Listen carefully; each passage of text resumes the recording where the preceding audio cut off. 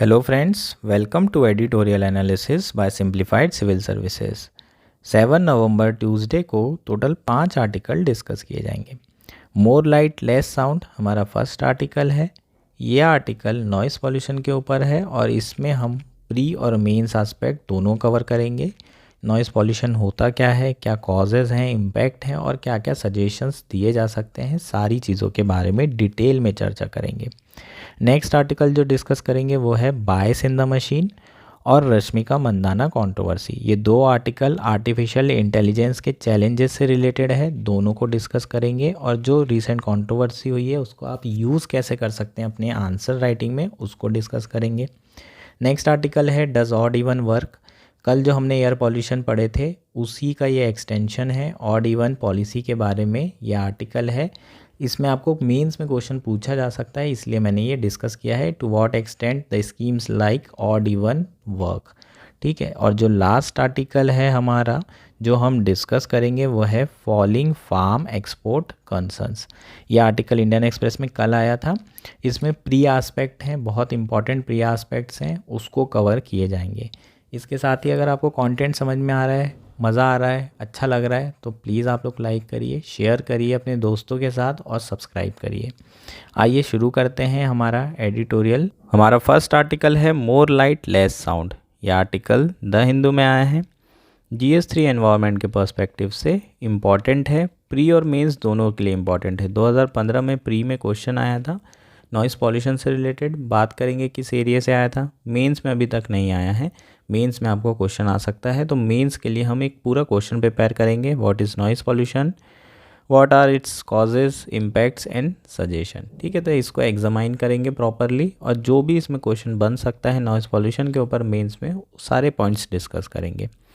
Generally हम दिवाली आती है तो एयर पॉल्यूशन की बातें ज़रूर करते हैं। खासकर दिल्ली की बात करें तो एयर पॉल्यूशन बहुत ज़्यादा बढ़ चुका होता है दिवाली के पहले तक, और फिर बस्टिंग ऑफ फायर क्रैकर, एकदम बोलना चाहिए कि एक तरीके से घी डालने की बात हो जाती है और ज़्यादा जो है आग बढ़ जाती है ना। उसी तरीके से जैसे ही आप बस्टिंग करते हैं फायर क्रैकर्स की दिवाली के टाइम पे, एयर पॉल्यूशन और बढ़ जाता है। ऑलरेडी पॉल्यूशन बहुत होता है लेकिन उसकी इंटेंसिटी, मैग्नीट्यूड बहुत ज़्यादा और बढ़ता है, उससे हेल्थ को बहुत ज़्यादा इम्पैक्ट हो सकते हैं। लेकिन दिवाली के समय एक चीज़ बात नहीं की जाती है, वो है नॉइज़ पॉल्यूशन की। इवन नॉइज़ पॉल्यूशन अपने यहाँ जनरली भी बात नहीं होती है, अर्बन प्लानिंग में भी जो है इसे कंसिडर नहीं किया जाता है। नॉइज़ पॉल्यूशन के बहुत ज़्यादा हेल्थ इम्पैक्ट होते हैं और वो सारी चीज़ें हम अभी आर्टिकल में डिस्कस करेंगे। The festival of light should not be allowed to degenerate into festival of noise. जो फेस्टिवल ऑफ लाइट है, मतलब दीपों का त्यौहार है, उसे हमें फेस्टिवल ऑफ नॉइस बनने से रोकने की ज़रूरत है। फायर क्रैकर्स हम लोग जनरली तभी फोड़ते हैं जब हमारे सेलिब्रेशंस होते हैं, फॉर एग्जांपल वेडिंग्स के टाइम, इंडिया मैच जीत जाए, इस समय पर हम फायर क्रैकर्स बर्स्ट करते हैं। दिवाली में फायर क्रैकर बर्स्ट करते हैं, पर ये बहुत टॉक्सिक भी होते हैं, लाउडी भी होते हैं, और बहुत ज़्यादा एयर पॉल्यूशन भी करते हैं, तो बहुत ज़्यादा इसके ख़राब इम्पैक्ट भी हैं। लेकिन उसके बावजूद भी इंडिया और पूरी दुनिया में फायर क्रैकर यूज़ किया जा रहा है। स्पेशली अगर हम यूरोप की बात करें तो फुटबॉल मैचेस जब भी होते हैं तो वहाँ बहुत ज़्यादा फायर क्रैकर बर्स्ट किया जाता है, ठीक है। जनरली लोग इंडिया को बोलते हैं, लेकिन वेस्ट की बात की जाए तो वेस्ट में कहीं ज़्यादा जो है फायर क्रैकर बर्स्ट किए जाते हैं, वो भी सिर्फ फुटबॉल सेलिब्रेशन में, ठीक है। फुटबॉल तो मतलब कोई ऐसा बड़ी चीज़ भी नहीं है जिसमें आप बहुत ज़्यादा सेलिब्रेट कर रहे हो, तो उसमें लोग जो है इतना ज़्यादा फायर क्रैकर बर्स्ट करते हैं। पूरी यूरोपियन कंट्री की हम बात करें तो, अगर हम CSIR की बात करें तो CSIR ने 2018 में ग्रीन क्रैकर्स लॉन्च किए थे, ठीक है। ग्रीन क्रैकर लॉन्च किए थे जिसको मैंडेटेड किया था बहुत सारे स्टैट्यूटरी बॉडीज़ ने कि इसको क्या करना है, यूज़ में लाना है। लेकिन उसके बावजूद भी बहुत सारे जो टॉक्सिक क्रैकर हैं उसे ही यूज़ किया जा रहा है। उसके कारण पॉल्यूशन और एयर पॉल्यूशन और नॉइज़ पॉल्यूशन दोनों जो है काफ़ी बढ़ रहा है। The noise pollution regulation and control rules 2000 stipulated that fire crackers can not be burst in silence zone, ठीक है। तो जो 2000 में रूल्स बनाए गए थे नॉइज़ पॉल्यूशन से रिलेटेड, उसमें क्लियरली कहा गया था कि साइलेंस जोन में बस्ट नहीं किए जाने चाहिए फायर क्रैकर, ठीक है, which was designated by state government. तो सबसे पहली बात तो यहाँ पर एक इंपॉर्टेंट पॉइंट जो आपके लिए है वो है साइलेंस जोन। साइलेंस जोन होता क्या है, वो जोन जो स्टेट गवर्नमेंट डेजिग्नेट करेगी। कौन डेजिग्नेट करेगा? State government. ये पॉइंट इंपॉर्टेंट है। साइलेंस जोन जनरली वो वाले एरिया होते हैं जैसे कि हॉस्पिटल के आसपास के एरियाज़, है ना, 1 किलोमीटर रेडियस का एरिया, 5 किलोमीटर, इस तरीके से सरकार जो है आसपास के साइलेंस जोन का जो एरिया है वो डेजिग्नेट कर सकती है। एजुकेशनल इंस्टीट्यूट, इस तरह के जो भी एरिया होंगे उसके आसपास ना लाउड स्पीकर अलाउ होता है, ना ही bursting of fire cracker allow होता है। ठीक है, तो ये सारे रूल्स जो हैं कायम में दिए हुए हैं हमारे the noise pollution regulation and control rules 2000। इसमें हम और भी आगे बातचीत करेंगे, अलग से इसको समझेंगे। And anywhere after 10। ठीक है, तो ये बेसिकली रात में 10 बजे के बाद से कहीं पर भी किसी भी जोन में आप लाउड स्पीकर नहीं चला सकते। रात में 10 बजे के बाद से आप फायर क्रैकर बर्स्ट नहीं कर सकते। From 6 AM to 10 PM and in industrial area fire cracker noise can not exceed 75 decibel leak हुई। तो बेसिकली अब हम बात कर लेते हैं जो लिमिट है, इसके ऊपर यूपीएससी में क्वेश्चन पूछा गया है। ठीक है, 2015 में आया था, चेक कर लेना। ये जो है पूरा का पूरा टेबल आपका NCERT 12th क्लास की बुक में दिया हुआ है, बायोलॉजी वाली। उसमें आखिरी के 5 चैप्टर हैं एनवायरनमेंट से रिलेटेड, एनवायरनमेंट एंड इकोसिस्टम। वो बहुत ज़्यादा इंपॉर्टेंट चैप्टर है, उसमें से एक क्वेश्चन हमेशा पूछा जाता है यूपीएससी प्रीलिम्स में। ठीक है, उसको पढ़ना ही पढ़ना है, एक क्वेश्चन उसमें से आएगा ही आएगा। शंकर पढ़ रहे हो कोई दिक्कत नहीं है, लेकिन उसको पढ़ लोगे तो ये रहेगा कि छोटी सी 4-5 चैप्टर हैं, 4-5 चैप्टर को अच्छे से पढ़ लिया, एक क्वेश्चन 100% आपका बनेगा, 2 नंबर का आता है। एनवायरनमेंट वैसे ही बहुत डिफिकल्ट होता है यूपीएससी प्री में, उसमें एक क्वेश्चन आप श्योर कर रहे हो तो आप समझ लो 2 नंबर आपके फिक्स होते हैं, इसलिए ये NCERT पढ़ना कंपलसरी है। नेक्स्ट बात करेंगे कि लिमिट्स इन डेसिबल एंड, तो एरिया की बात करते हैं। एरिया, इंडस्ट्रियल एरिया, बेसिकली ये हो गया कमर्शियल एरिया। इंडस्ट्रियल एरिया में डे टाइम में जो लिमिट है वो कितनी है? 75 डेसिबल। डे टाइम का मतलब है सुबह 6 से रात के 10 बजे तक, और नाइट का मतलब है रात के 10 से सुबह 6। तो इंडस्ट्रियल एरिया में जो मैक्सिमम नॉइज़ जो है हम लोगों के लिए क्या है, सेफ़ है, वो कितनी है? 75 डेसिबल, और रात टाइम पे 70 डेसिबल। कमर्शियल एरिया में 65 डेसिबल और नाइट टाइम पे 55। रेसिडेंशियल एरिया में 55 डेसिबल और रात में 45। साइलेंस जोन में 50 और 40। तो ये लिमिट आपको पता होनी चाहिए। ठीक है, ये पूछी जा चुकी है यूपीएससी में। ठीक है, इसलिए बहुत इंपॉर्टेंट एस्पेक्ट है, प्री में पूछा जा चुका है। तो ये हमारी लिमिट हो जाएगी। अब इसमें 1-2 चीज़ें इंपॉर्टेंट है, जैसे कि डीबी क्या है? डेसिबल। ठीक है, ये सारी चीज़ें तुम लोगों को पूछ सकते हैं। साउंड किस में मेजर करते हैं, ये एसएससी में जो आता है ना प्रीलिम्स का पेपर, उसमें ये सारी चीज़ें पूछते हैं। A is a weight scale for human perception of loudness. ठीक है, तो डीबी ए है, A human perception of loudness को मेजर करता है, डीबी डेसिबल होता है, और LEQ लेक means the figure is a time average. ठीक है, तो LEQ क्या है? लेक टाइम एवरेज शो कर रहा है। ठीक है, ये आपको चीज़ें पता होना चाहिए, छोटे मोटे एग्जाम में ऐसी चीज़ें पूछी जाती है। ठीक है, डीबी लॉगरिथमिक स्केल में है, इसका मतलब अगर 10 dB इंक्रीज़ हो रहा है तो 10 टाइम्स जो है नॉइज़ पॉल्यूशन बढ़ रहा है। ये थोड़ा चिंता वाली बात होती है। 10 dB से सीधे 10 टाइम्स नॉइज़ पॉल्यूशन का कनेक्शन है, क्योंकि ये लॉगरिथमिक स्केल में होता है।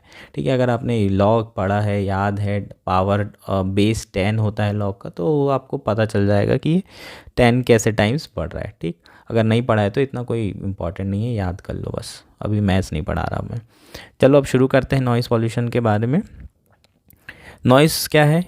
Unwanted sound. नॉइज़ पॉल्यूशन क्या होता है? Regular exposure to elevated sound level that may affect human health adversely.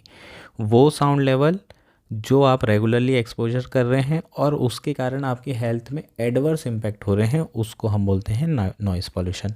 UNEP की 2022 में एक रिपोर्ट आई थी, उसका नाम था एनुअल फ्रंटियर रिपोर्ट। ये डेटा आपको याद करना है, अगर क्वेश्चन आता है तो डेटा लिखना ज़रूरी होता है। एटलीस्ट आप इंट्रो में लिख सकते हैं, या फिर आप जो भी अपना आंसर लिख रहे हैं उसमें जस्टिफाई करने के लिए स्टेटमेंट को डेटा यूज़ कर सकते हैं। इस रिपोर्ट के हिसाब से ढाका नॉइजिएस्ट सिटी थी। सेकंड जो सिटी थी नॉइजिएस्ट, जो कि मुरादाबाद यूपी में थी। हालांकि बहुत लोगों ने इस रिपोर्ट पे सवाल उठाए थे, क्योंकि ये मुरादाबाद यूपी में इतना ज़्यादा नॉइज़ पॉल्यूशन कैसे हो सकता है। ठीक है, बहुत ज़्यादा क्वेश्चन उठाए गए थे। 5 इंडियन सिटी थी जो कि इसमें लिस्ट की गई थी इस रिपोर्ट में, और उसमें जो है दिल्ली, कोलकाता, जयपुर, ये सारी सिटीज़ इंक्लूड थी, है ना। आसनसोल भी था वेस्ट बंगाल में। अब इसके कॉजेज़ क्या क्या हो सकते हैं। सबसे पहले तो इंडस्ट्रियलाइजेशन। ठीक है, इंडस्ट्रियलाइजेशन के कारण जितनी भी इंडस्ट्रीज़ लगाई जा रही हैं उससे बहुत ज़्यादा नॉइसेज हो रही है। दूसरा, poor urban planning, congested houses, small space in street, high traffic. ठीक, तो ये सारी चीज़ें क्या है, एकदम नॉर्मल से पॉइंट है, इसमें कुछ समझने वाला नहीं है। प्लानिंग अच्छी नहीं है, हाउसेस एकदम बाजू बाजू में बना दिए गए, एक घर में आवाज़ हो रही है तो दूसरे घर में सुनाई दे रहा है। तो ये सारी चीज़ें जो है पुअर अर्बन प्लानिंग के कारण हो रही है। सोशल इवेंट्स की बात करें, कॉन्सर्ट हो गए, वेडिंग्स हो गई, तो ये सारे इवेंट्स में भी, है ना, लाउड स्पीकर वगैरह और फायर क्रैकर बर्स्ट होना, ये सारी चीज़ें नॉर्मल है, इसमें नॉइज़ पॉल्यूशन होता है। व्हीकल एंड ट्रांसपोर्टेशन, गाड़ियों के हॉर्न पूरे समय बजते रहते हैं। रेलवे के हॉर्न आपने देखे होंगे, हमेशा बजते रहते हैं। अगर आसपास आप रह रहे हो तो पॉसिबल नहीं हो पाता है रहना। अगर आपके आप बाजू से ट्रेन निकल रही है डेली, तो इतना ज़्यादा नॉइज़ पॉल्यूशन होता है कि पॉसिबल नहीं है कि आप वहाँ रह पाएँ। और लास्ट है कंस्ट्रक्शन साइट। कंस्ट्रक्शन साइट के अगर आपके घर के आसपास कोई एक घर बन रहा हो ना, तो आपको पता चलेगा पूरे समय इरिटेटिंग वॉइसेस जो है आती रहती है। ये सारी क्या हो जाएंगे, हमारे कॉजेज़ हो जाएंगे। अब इम्पैक्ट ऑन ह्यूमन हेल्थ और अदर्स पे बात करते हैं। ठीक है, तो ये इंपॉर्टेंट आस्पेक्ट है, ये आपको पूछा जा सकता है। पहला है बहुत ज़्यादा नॉइज़ पॉल्यूशन के कारण हाइपरटेंशन, ब्लड प्रेशर की प्रॉब्लम हो सकती है, हाई बीपी की प्रॉब्लम होती है। अगर हाई बीपी की प्रॉब्लम होगी तो कार्डियोवास्कुलर डिसीजेस के इश्यूज़ भी आएंगे, है ना, हार्ट रिलेटेड इशू आएंगे, क्योंकि बीपी और हार्ट अटैक दोनों एक दूसरे से बहुत ज़्यादा रिलेटेड होते हैं। अगर हाई बीपी होता है तो हार्ट अटैक के चांसेस बढ़ जाते हैं। तो ये कार्डियोवास्कुलर इश्यूज़, हाइपरटेंशन, ये सारे इश्यूज़ किससे रिलेटेड है, नॉइज़ पॉल्यूशन से। कान में सुनने की क्षमता जो है कम हो जाएगी, हियरिंग डिसेबिलिटी होने की संभावना है। फोर्थ है इंसोमेनिया जैसे issues, for example sleeping disorder. Sleeping disorder हो गया, प्रॉपर नींद नहीं आई, उसके कारण सोशियो इकोनॉमिक इश्यूज़ भी होते हैं। स्लीप डिस्टर्बेंस होने के कारण हेल्थ अफेक्ट होगी, अच्छे से सो नहीं पाए रात भर तो सुबेरे काम कैसे करोगे, और काम नहीं कर पाओगे तो प्रोडक्टिविटी कम होगी। ओवरऑल जो है इकोनॉमी को नुकसान होता है। ठीक है, और ये बहुत ही जेन्यून से इश्यूज़ हैं, बहुत ही नॉर्मल इश्यूज़ हैं और डे टू डे में हो रहे हैं, लेकिन हम लोग एक्नॉलेज नहीं करते हैं। मेंटल डिसऑर्डर, है ना, परेशान हो जाते हैं एकदम नॉइज़ के कारण, सर दर्द होने लगता है।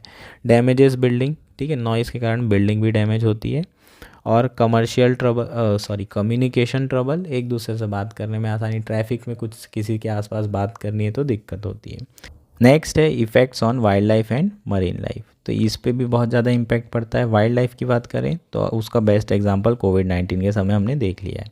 ठीक है, कोविड-19 के समय में बहुत सारे जो एनिमल्स हैं मस्त आके चिल कर रहे थे, रोड पे वॉक कर रहे थे और चेक करने आए थे कि ह्यूमन को हो क्या गया है, नॉइज़ क्यों नहीं फैला रहे इन लोग, नॉइज़ पॉल्यूशन क्यों नहीं कर रहे। तो बेसिकली नॉइज़ पॉल्यूशन के कारण हम लोगों ने जो एनिमल्स हैं उनका हैबिटेट एकदम श्रिंकेज कर दिया है, सिर्फ कोर एरिया उनके पास रह गया है, हैबिटेट कम हो गया है। इसके कारण उनकी पॉपुलेशन एक्सटिंक्ट होती जा रही है, कम होती जा रही है। फिर अलग से प्रोग्राम चलाओ कि टाइगर बचाओ, ये सब करना पड़ता है।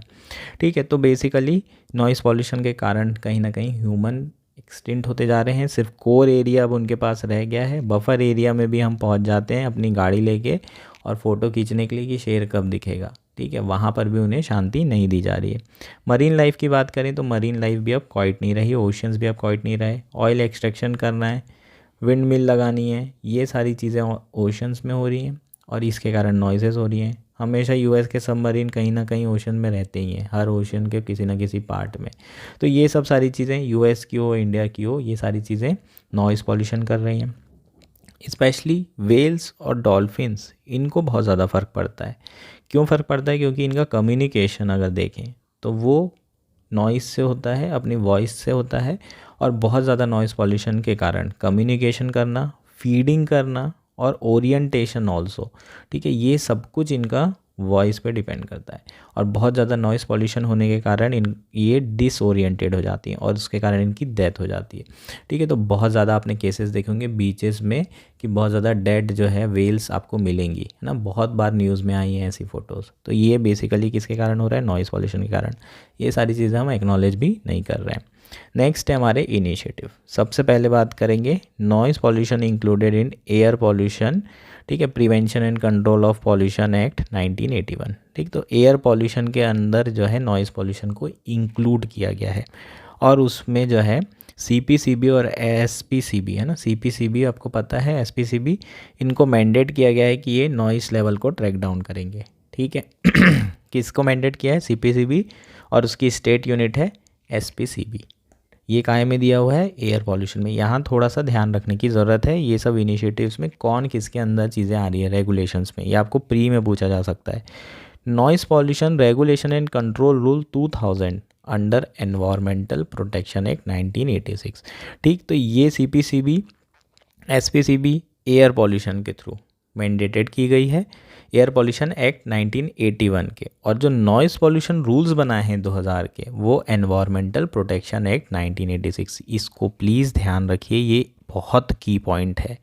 आपको ये पूछा जा सकता है कि ये रूल्स बनाए गए हैं, किसके अंदर बनाए गए हैं, और एयर पॉल्यूशन लिख दिया तो गलत हो जाएगा। ये रूल्स जो है एनवायरमेंटल प्रोटेक्शन एक्ट 1986 के अंदर बनाए हैं। बहुत इंपॉर्टेंट की पॉइंट है, ये प्रीलिम्स में आ सकता है, बहुत बहुत ज़्यादा important. National ambient noise monitoring network 2011 में सेटअप किए गए थे। 70 स्टेशंस जो है डेवलप किए गए थे, इस्टेब्लिश किए गए थे 2011 में अक्रॉस 7 सिटीज़ में, और इसको बढ़ाने की ज़रूरत है ना अक्रॉस इंडिया। नेक्स्ट है silence zones declared by state government. ठीक है, साइलेंस जोन भी बनाए जा रहे हैं, और कौन डिक्लेयर कर रहा है? State government. ये भी की पॉइंट है, ये सब प्रीलिम्स में पूछ सकते हैं, सेंट्रल गवर्नमेंट, स्टेट गवर्नमेंट, यहीं फंस जाओगे। और फिर उसके अलावा जो इनिशिएटिव ले रहे हैं वो है सुप्रीम कोर्ट। ठीक है, सुप्रीम कोर्ट ने लाउड स्पीकर को नाइट में यूज़ करने से मना कर दिया। Even loud speaker day time में भी अगर बहुत ज़्यादा नॉइज़ कर रहे हैं तो उसे आप जो है क्या कर सकते हैं? बैन कर सकते हैं। ठीक है, फंडामेंटल राइट नहीं है लाउड स्पीकर चलाना। ठीक, ये बेसिकली जब मुद्दा आया था कि मस्जिदों से लाउड स्पीकर चलता है, तो उस समय पेटिशन डली थी, उस समय जो है सुप्रीम कोर्ट ने कहा था कि फंडामेंटल राइट नहीं होता है। तो सुप्रीम कोर्ट एक्टिविज़म ये सारे इनिशिएटिव्स में आ जाएंगे। वे फॉरवर्ड एंड सजेशंस, अब ये इंपॉर्टेंट आस्पेक्ट है। सबसे पहले sound proof chamber should be installed.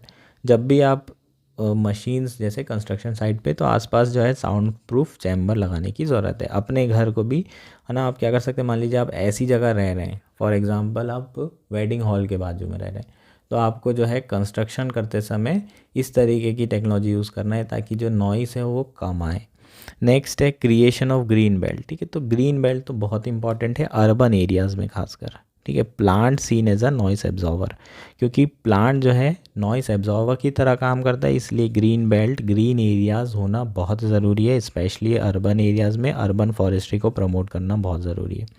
ठीक है, तो हम देख रहे हैं सारी चीज़ों का एक सॉल्यूशन ज़रूर होता है, green infrastructure, green initiative, blue and green infrastructure, ये हमेशा आंसर मार दिया करो। ठीक है, ये पॉइंट हमेशा आपके सॉल्यूशन में होना चाहिए। Decibel meter should be installed along highways and in factories to control intensity. ठीक है, इससे अवेयरनेस भी बढ़ेगी। ठीक है, डेसिबल मीटर लगाने की ज़रूरत है हाईवेज़ में, जहाँ पर नॉइज़ पॉल्यूशन को कंट्रोल किया जा सकता है। देखेंगे पहले, पहचानेंगे तभी तो कंट्रोल करेंगे। ठीक है, तो ये सारी चीज़ें करें। ट्रैफिक मैनेजमेंट करने की ज़रूरत है, बहुत ज़्यादा कंजेशन के कारण नॉइज़ पॉल्यूशन बहुत होता है। और वर्कर सेफ्टी के लिए प्रोटेक्टिव गियर दिया जा सकता है, फॉर एग्जांपल कॉटन प्लग, जो कि कंस्ट्रक्शन साइट में काम कर रहे हैं। ठीक है, तो ये सारी चीज़ें अगर हम प्रोवाइड करते हैं तो सजेशंस हैं, नॉइज़ पॉल्यूशन कम किया जा सकता है। ठीक है, तो ये हमारा पूरा का पूरा आर्टिकल हो जाएगा। कोई इशू है तो आप इसमें कमेंट करके पूछ सकते हैं। नेक्स्ट आर्टिकल्स हैं bias in the machine, Rashmika Mandanna controversy, how can you spot a deep fake. ये बोथ आर्टिकल्स हम लोग एक साथ कवर करेंगे। आर्टिफिशियल इंटेलिजेंस से रिलेटेड है, मतलब GS3 साइंस एंड टेक्नोलॉजी में पूछे जा सकते हैं, काफ़ी इंपॉर्टेंट है। AI से रिलेटेड लगातार क्वेश्चन आपको मेंस में आ रहे हैं। उससे रिलेटेड जो इश्यूज़ हैं, कंसर्न्स हैं, एथिकल कंसर्न्स और चैलेंजेस हैं, उसमें आप यह आर्टिकल में दी हुई कंट्रोवर्सी को एज एन एग्जांपल यूज़ कर सकते हैं, मेंशन कर सकते हैं। इसलिए ये काफ़ी इंपॉर्टेंट न्यूज़ है, इसे नोट डाउन करना ज़रूरी है, क्योंकि आपको याद नहीं रहेगी। और अगर याद रहे तो बहुत अच्छी बात है, डायरेक्टली एज एन एग्जांपल आप इसे यूज़ कर सकते हैं। इंट्रो में यूज़ कर सकते हैं कि रिसेंटली ये कंट्रोवर्सी हुई थी, जो कि AI का बहुत बड़ा चैलेंज है। ठीक है, क्या है, शुरू करते हैं हमारा आर्टिकल। क्या रीसेंट कंट्रोवर्सी हुई है? तो हम लोग AI के बारे में एक चीज़ तो जानते हैं कि AI को डेटा की ज़रूरत होती है, और वो डेटा से हम सारे के सारा प्रोसेसिंग करने के बाद डिसीज़न मेकिंग करते हैं। ठीक है। और अपने जो आर्टिफिशियल इंटेलिजेंस है और उसमें मशीन लर्निंग है, डीप लर्निंग है, ये सारी चीज़ों का एल्गोरिदम का यूज़ करके फाइनली डिसीजन मेकिंग जो होती है वो बिल्कुल ह्यूमन के जैसे होने लगी है। ठीक है, तो आर्टिफिशियल इंटेलिजेंस ह्यूमन की तरह ही बनाया जा रहा है, ह्यूमन इंटेलिजेंस की रेप्लिका करने की कोशिश की जा रही है। पर प्रॉब्लम यह है जो डेटा इनको दिया जाएगा उसमें ह्यूमन बायसेस भी हो सकता है। फॉर एग्ज़ाम्पल, जो ह्यूमन ने इसे ट्रेन किया है वो पर्टिकुलर आइडियोलॉजी को बिलोंग करता है या फिर पर्टिकुलर रिलीजन से हेट करता है, पर्टिकुलर कास्ट के अगेंस्ट में है, पर्टिकुलर रेस के अगेंस्ट में है, तो ये सारी चीज़ें ये आर्टिफिशियल इंटेलिजेंस मशीन के अंदर भी बायसेस आ जाएंगे, जो कि बहुत ख़तरनाक है, जो कि बहुत हमारे लिए प्रॉब्लम क्रिएट कर सकते हैं आगे जैसे जैसे एआई का डेवलपमेंट होगा। तो ये बहुत बड़ा कंसर्न है और उसी से रिलेटेड ये कंट्रोवर्सी हुई है। ठीक है, तो कंट्रोवर्सी मेटा की है। फेसबुक, मेटा, व्हाट्सएप, ये सारी एक ही कंपनियां हैं। ठीक है, इंस्टाग्राम, सब एक ही आदमी चला रहा है। रिसेंटली क्या हुआ था, मेटा ने that generate images in response to queries seem to promote anti Palestinian bias if not outright bigotry. Search for Palestinian and Palestinian boy resulted in images of children holding guns. आप Meta में search करिए Palestinian boy, तो बच्चे लोग के हाथ में बंदूकें दिखाई जा रही है। वहीं अगर आप इजरायली बॉय को सर्च करते हैं तो उनको हंसता हुआ खेलता हुआ दिखाया जा रहा है। इवन इजरायली आर्मी की बात करेंगे तो उन्हें भी अनआर्म पीपल इन यूनिफॉर्म में दिखाया जा रहा है।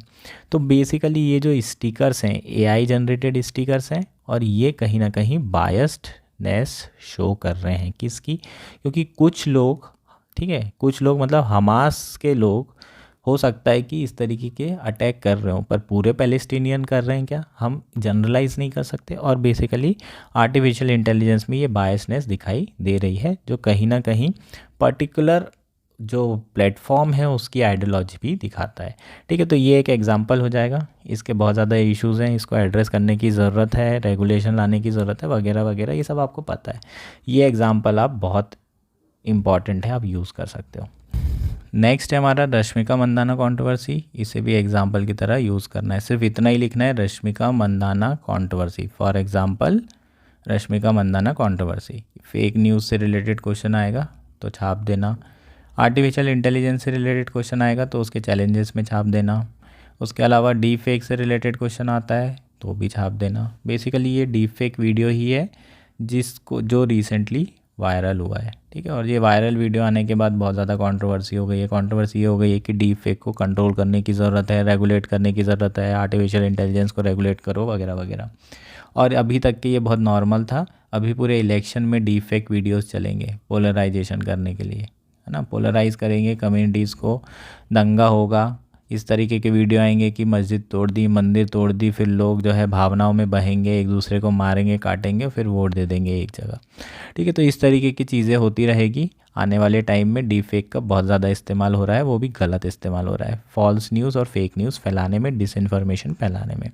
तो डीप फेक के और भी इश्यूज़ हो सकते हैं, आप बता सकते हो, जैसे इलेक्शन में रोल हो गया, फेक न्यूज़ में रोल हो गया। इन सारी चीज़ों के कारण डेमोक्रेसी क्या है, खतरे में है, क्योंकि आर्टिकल 19 एंड 21 ये वायलेट हो रहा है, जो कि हमारा राइट टू इन्फॉर्मेशन है, वो भी करेक्ट इन्फॉर्मेशन है, सिर्फ फेक इन्फॉर्मेशन नहीं, वो वायलेट हो रही है ये डीप फेक के कारण। डीप फेक में होता क्या है, मान लीजिए आपको इसमें बेसिकली कंट्रोवर्सी पढ़ लेते हैं।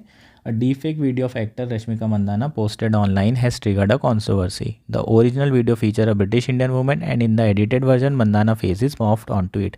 With improvement in technology related to artificial intelligence, deepfake are becoming common on the internet. ठीक है, तो क्या हुआ है, ये महिला का वीडियो था ओरिजिनली, उसमें रश्मिका मंदाना का चेहरा लगा दिया गया और पहचानना जो है मुश्किल हो गया। ये वीडियो वायरल हो गया, लोगों ने कमेंट किए उल्टे सीधे रश्मिका मंदाना के इस वीडियो पे। लोगों को लगा ये रश्मिका मंदाना का वीडियो है, जबकि ये इन महिला का वीडियो था जो कि ब्रिटिश इंडियन वुमेन है। और उसके बाद ये सारी कंट्रोवर्सी हो गई कि ये डीप फेक वीडियो है, ये फेक है और इस पे रेगुलेशन होना चाहिए।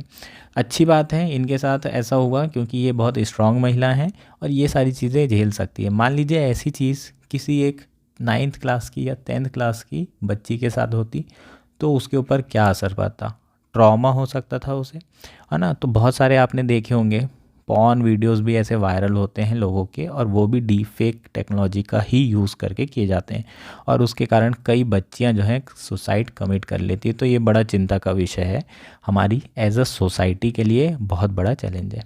कैसे आप जो है डीप फेक वीडियोस को यहाँ पर दिया हुआ है कि स्पॉट कर सकते हैं, ये काम का नहीं है। अगर थोड़ा भी दिमाग लगाओगे ना तो पता चल जाएगा कि ये वायरल वीडियो किसका है, या फिर ये वायरल वीडियो एक्चुअल है या फिर डीप फेक है। ठीक, अननेचुरल आई मोमेंट्स होते हैं।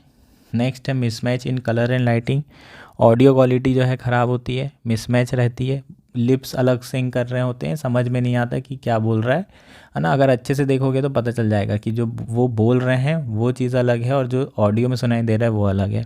Strange body posture movement, artificial facial movement, ये सारी चीज़ें अगर आप ध्यान से देखते हो, फोकस करते हो, तो आपको पता चल जाता है ये जो वायरल वीडियो है ये डीप फेक से बनाया गया है, फेक वीडियो है। ठीक है, इन सारी चीज़ों का यूज़ करो। सोशल मीडिया पे कुछ भी ट्रस्ट मत करो, जो भी इन्फॉर्मेशन आ रही है उसको स्केप्टिसिज्म से देखो, उसको सोचो कि ये गलत ही है।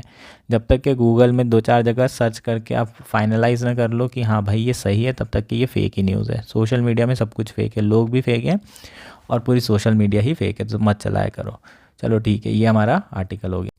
नेक्स्ट आर्टिकल है डज ऑड इवन वर्क। यह आर्टिकल इंडियन एक्सप्रेस में आया है, GS3 एनवायरनमेंट के पर्सपेक्टिव से इम्पॉर्टेंट है।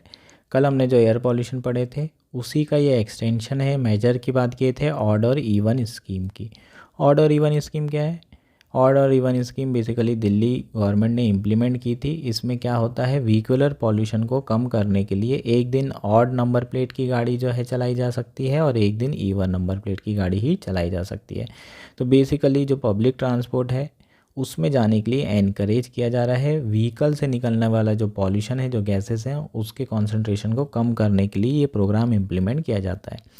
अब इसमें कुछ प्री के लिए इंपॉर्टेंट एस्पेक्ट है और मेंस के लिए, इसलिए मैंने ये आर्टिकल लिया है। इतना स्पेसिफिक क्वेश्चन पूछ सकते हैं क्या? मुश्किल है, लेकिन आपको जनरल क्वेश्चन पूछ सकते हैं कि बताओ दिल्ली में एयर पॉल्यूशन के क्या फैक्टर हैं और to what extent the schemes like odd और इवन वर्क। ठीक है, तो इस तरह का क्वेश्चन आ सकता है। ऑड और इवन वर्क कितने एक्सटेंट तक ये वर्क कर सकती है, एज अ मेजर यूज़ किया जा सकता है इसे। ये इंपॉर्टेंट पार्ट है, बहुत छोटा सा पार्ट है, आर्टिकल में सिर्फ यहाँ दिया हुआ है, एक बार इसको रीड कर लेना, मैं अभी समझा भी देता हूँ।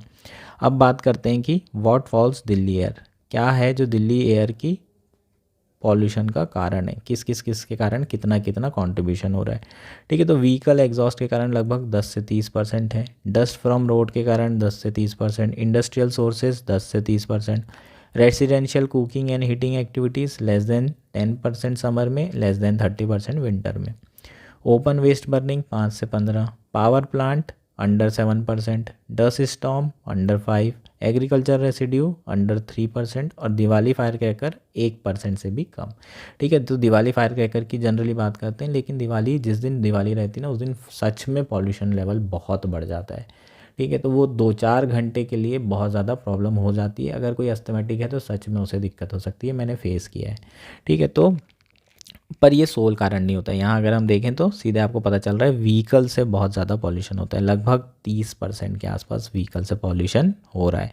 तो इसको कम करने के लिए ऑड और इवन स्कीम चलाई जा रही है, ये आपको पता होना चाहिए। ठीक है, ये आपके प्री के पर्सपेक्टिव से इम्पॉर्टेंट है, इसको थोड़ा बहुत देख लो, लिख लो या याद रखना है। ठीक है, अब CPCB की स्केल की भी बात कर लेते हैं जो कि इम्पॉर्टेंट है। ठीक है, CPCB का डेटा जो है average air quality index, average AQI index जो है दिल्ली का अभी रिसेंटली 421 था ना मंडे को, जिसमें PM 2.5 being the prominent pollutant. ठीक है, जो बड़ा सबसे ज़्यादा कॉन्सेंट्रेशन है उसमें PM 2.5 का है। जो धूल वाले कण है उसका साइज़ कितना है, 2.5 × 10⁻⁻6 माइक्रोमीटर। ठीक, अब CPCB स्केल की बात कर लेते हैं AQI की। 201 से अगर 300 होता है AQI तो जो हवा होगी वो पुअर कैटेगरी में कैटेगराइज की जाएगी।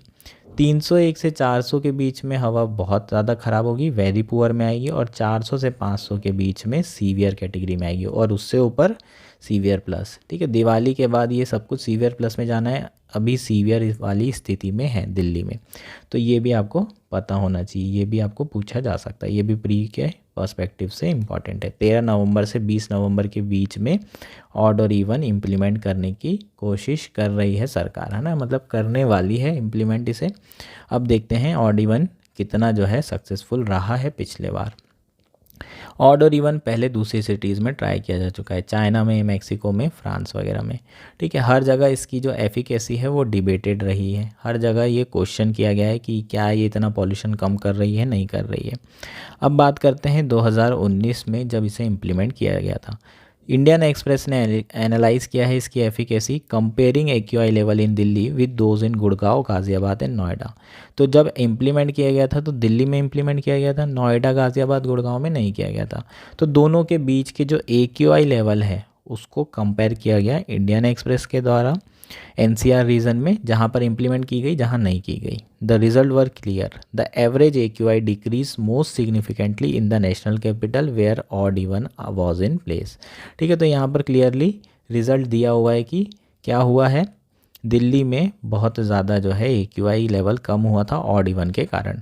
The average AQI in Delhi between October 23 and November 3, 2019 before the implementation of odd और even was 369, during odd even 328, लगभग 41 पॉइंट का रिडक्शन देखने के लिए मिला था, ठीक है। और गाज़ियाबाद में बढ़ गया था।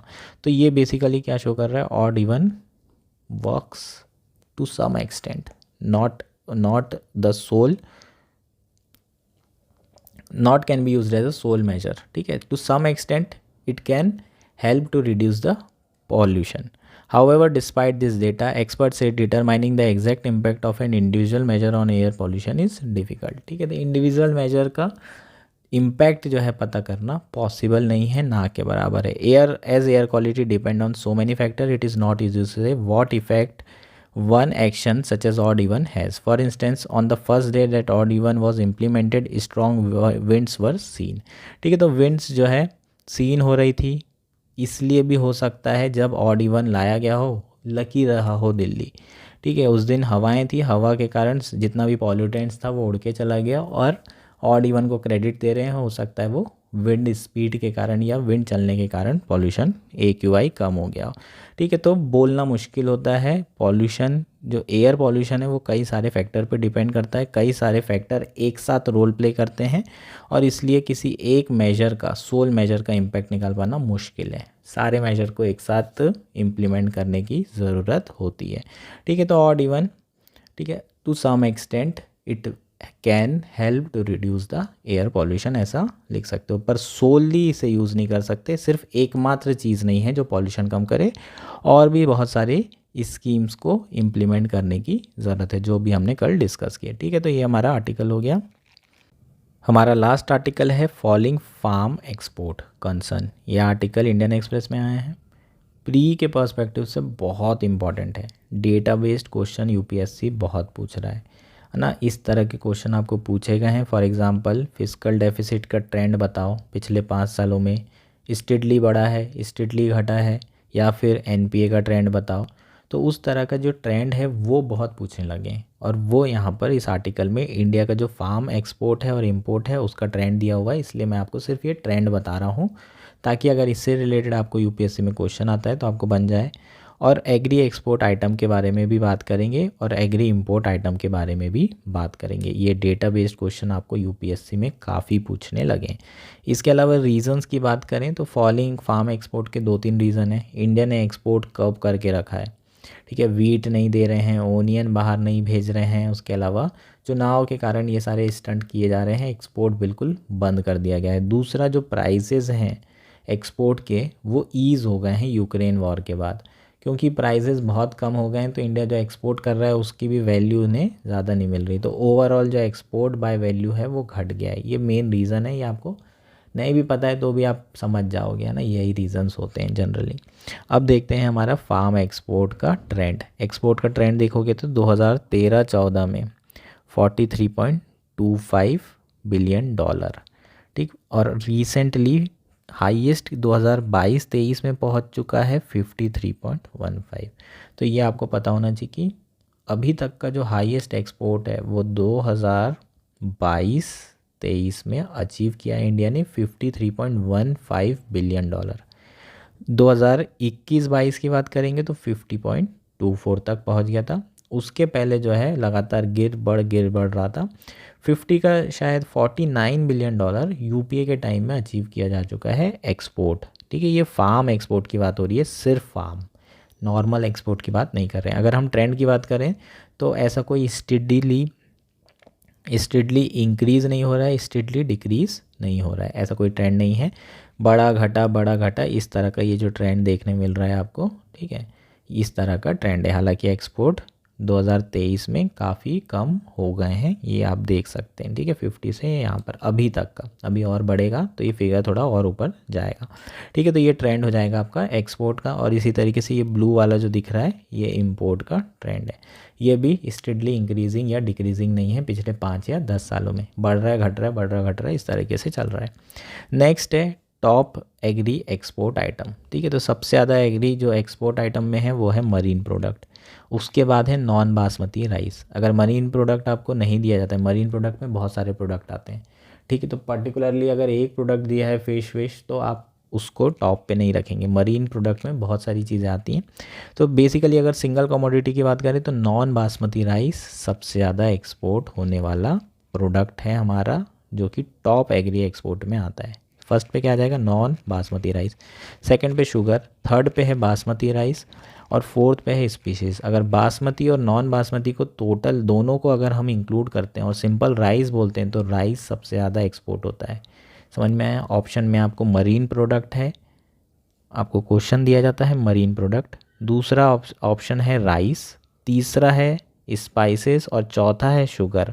और कहा जाता है कि सबसे ज़्यादा एक्सपोर्ट किसका किया जा रहा है बाय वैल्यू, तो आपका आंसर आना चाहिए राइस, क्योंकि इसमें राइस में नॉन बासमती प्लस बासमती दोनों इंक्लूडेड हो जाएंगे। समझ में आया क्या?